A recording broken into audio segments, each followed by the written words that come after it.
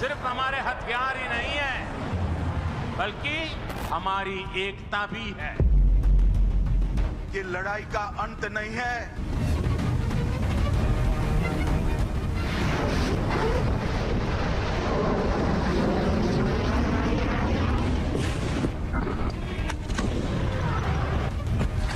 सदा मिल करके रहेगी।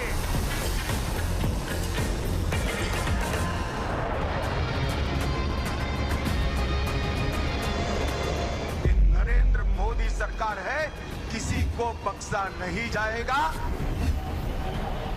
भारत का एक एक नागरिक इस कायरतापूर्ण हरकत के खिलाफ एकजुट है।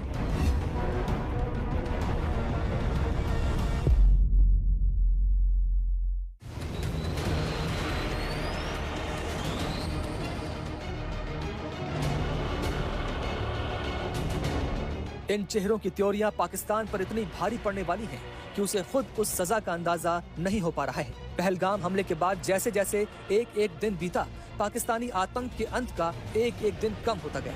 अब निर्णायक दंड का काउंटडाउन शुरू हो चुका है। ऐसे इस तरीके की घटना के पीछे जो लोग हैं उन्हें भी नहीं बख्शा जाएगा, इस बात का भी हम सब लोगों को विश्वास है। ऐसी हरकतों का जिम्मेदार और इसके जिम्मेदार लोगों को आने वाले कुछ ही समय में जोरदार तरीके से नजर आएगा। मैं देशवासियों को आश्वस्त करना चाहता हूं। ये नया भारत किसी को छेड़ता नहीं, लेकिन अगर किसी ने छेड़ा है तब उसको छोड़ेगा भी नहीं। बीते 10 दिन भारत के लिए सब्र के रहे। बीते 10 दिन भारत ने पाकिस्तान की घेराबंदी की। पाकिस्तान का इस वाक़े से बीते 10 दिन पाकिस्तान ने खुद को बचाने की जुगत में बिताए। बीते 10 दिन में कल्पना से बड़ी सजा से लेकर चुन चुन कर मारने का भारत का संकल्प मजबूत हुआ। इस हमले की साजिश रचने वालों को उनकी कल्पना से भी बड़ी सजा मिलेगी। कि लड़ाई का अंत नहीं है, एक मकाम है। हर व्यक्ति को चुन चुन कर जवाब भी मिलेगा, जवाब भी लिया जाएगा। बीते 10 दिनों के अंदर पाकिस्तान की हेकड़ी जंग रोकने की गिड़गिड़ाहट में बदल गई। इस वक्त बीते 10 दिन में भारत पाकिस्तान के खिलाफ एक हो गया। ये तो हो नहीं सकता ना कि आप जब चाहेंगे आएंगे और इंसानों का कत्ल कर देंगे। और अपनी सरकार से, देश के प्रधानमंत्री से कहना चाहूँगा कि आप घर में घुस के अब बैठ जाइए। जो भी हैं, कहाँ भी हैं, they have to pay for this and they have to pay for it properly, not in some half-hearted way, ऐसे आलतू फालतू तरीके से नहीं। they have to pay for it properly कि इनको याद रहे कि हिंदुस्तान के साथ ये नहीं किया जा सकता है। बीते 10 दिन में पाकिस्तान बिखरने लगा। इन 10 दिनों में भारत ने जो किया उसने पाकिस्तान को दहशत में डाल दिया है। हवा पानी बंद कर दिया, कमाई के धंधे ठप कर दिए। इतने में ही पाकिस्तान की हालत पस्त होने लगी।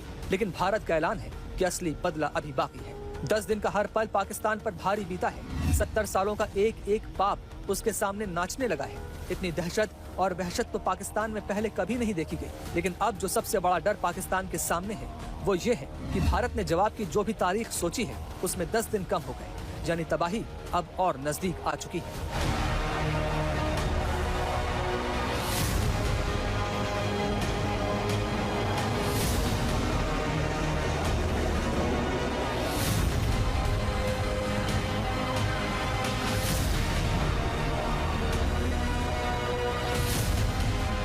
जंग वो देश जीतते हैं जिन्हें पता होता है कि युद्ध कब लड़ना है और कब नहीं। भारतीय सेना को ये राज अच्छी तरह पता है। इसलिए बीते 10 दिनों में भारत ने पाकिस्तान की हर तरफ से घेराबंदी कर रखी है। कम से कम 3 ऐसे मोर्चे हैं जहां पाकिस्तान की हालत पस्त हो रही है। रणनीतिक मोर्चा, कूटनीतिक मोर्चा और तीसरा आर्थिक मोर्चा। रणनीतिक मोर्चे की बात करें तो नौसेना ने समुद्र में मोर्चा संभाल लिया है। भारत का एयरक्राफ्ट कैरियर पूरी फ्लीट के साथ अरब सागर में पाकिस्तान के करीब मौजूद है। थल सेना ने जमीन पर अपनी चौकसी बढ़ा दी है और लगातार एलओसी पर पाकिस्तान को सीज फायर उल्लंघन का मुंहतोड़ जवाब दे रही है। वायुसेना भी युद्ध अभ्यास कर रही है। साथ ही भारत ने पाकिस्तान के लिए एयर स्पेस बंद कर दिया है। पाकिस्तान की दूसरी घेराबंदी भारत ने कूटनीतिक रूप से कर रखी है, जिसके चलते वो दुनिया में अलग थलग नजर आ रहा है।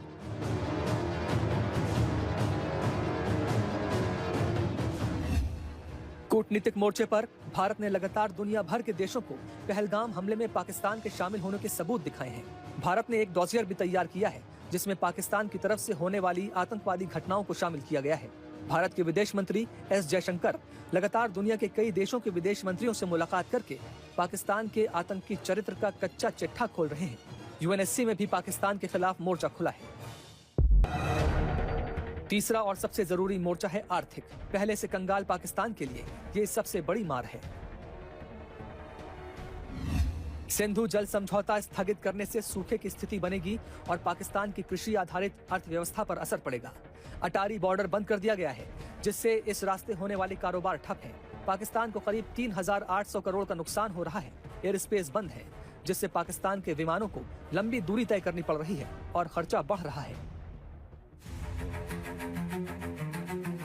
संकेत तो यही मिल रहे हैं कि युद्ध के शतरंज पर बिसातें बिछ चुकी हैं, बस चाल चलने की देरी है। जंग में हमले से पहले की तैयारियां बहुत महत्वपूर्ण होती हैं। तैयारी जितनी मजबूत होगी, हमला उतना ही खतरनाक होगा। सेना ये भी अनुमान लगाकर चल रही है कि अगर पाकिस्तान से युद्ध हुआ तो ये लंबा भी चल सकता है, इसलिए तैयारी पक्की करनी जरूरी है। भारत ने सबसे पहले पाकिस्तान पर आर्थिक स्ट्राइक की थी, फिर उसके बाद भारत ने उस पर कूटनीतिक स्ट्राइक कर दी और अब बची है सेना की स्ट्राइक। पाकिस्तान परमाणु बम, खून बहाने की धमकी के बाद अब अपनी हैसियत समझ चुका है, लिहाजा दुनिया भर के देशों से भारत के क्रोध से बचाने की गुहारें लगा रहा है।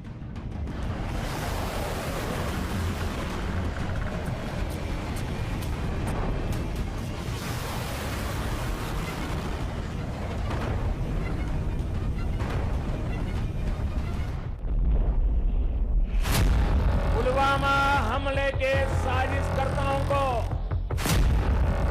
उनके किए की सजा जरूर मिलेगी। बहुत बड़ी कीमत उनको चुकानी पड़ेगी।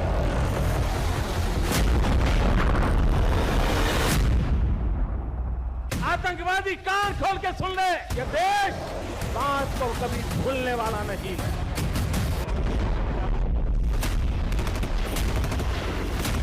अब तक 42 आतंकवादियों को ठिकाने लगाया जा चुका है।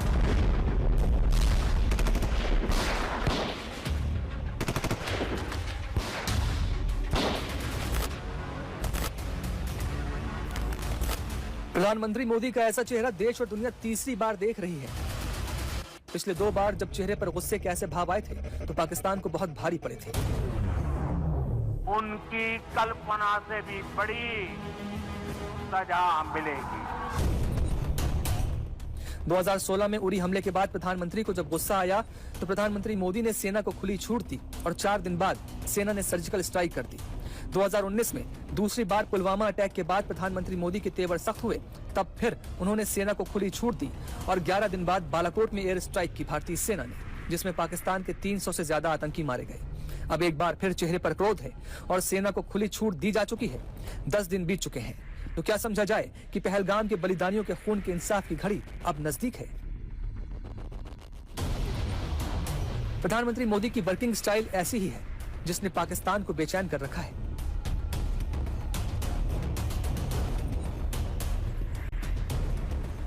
पीएम मोदी अपने पैटर्न पर ही आगे बढ़ रहे हैं, जिससे पाकिस्तान भी मान चुका है कि इस बार भारत पुरानी कहानियां नहीं दोहराएगा, बल्कि पक्का नया इतिहास रचने की तैयारी में है। बीते 10 दिनों में पीएम मोदी जरूरी काम भी कर रहे हैं, ठीक वैसे ही जैसे उरी और पुलवामा अटैक के बाद करते जा रहे थे। लेकिन उनके जहन से पाकिस्तान को करारा जवाब देना निकला नहीं था। इस बार भी ऐसा ही है। पीएम मोदी जरूरी काम निपटाते जा रहे हैं और पाकिस्तान की आतंकी जमीन को मिट्टी में मिलाने की पूरी तैयारी भी कर रहे हैं। प्रधानमंत्री मोदी सऊदी अरब का दौरा छोड़कर वापस लौटे। एयरपोर्ट पर पीएम मोदी ने टॉप अफसरों के साथ बैठक की। पहलगाम हमले के चंद घंटों के बाद सीसीएस की अहम मीटिंग की। दुनिया के बड़े राष्ट्र अध्यक्षों को पहलगाम हमले की जानकारी दी। रक्षा मंत्री और तीनों सेनाओं के साथ एक्शन प्लान पर मीटिंग की। प्रधानमंत्री मोदी 1-2 नहीं बल्कि 9 से ज्यादा बैठकें कर चुके हैं।